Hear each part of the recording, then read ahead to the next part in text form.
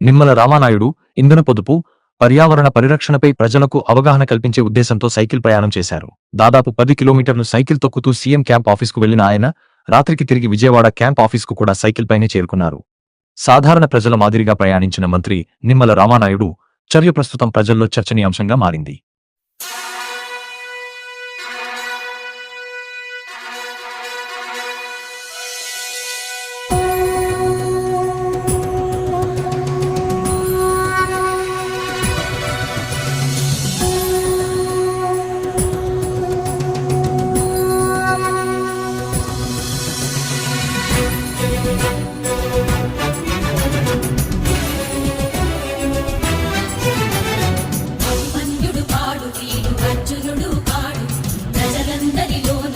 సామాన్యుడు వీడు అభిమన్యుడిలాగా వీడు అర్థజ్ఞాని కాడు అర్జునుడికి ఆనాడు శ్రీకృష్ణుడు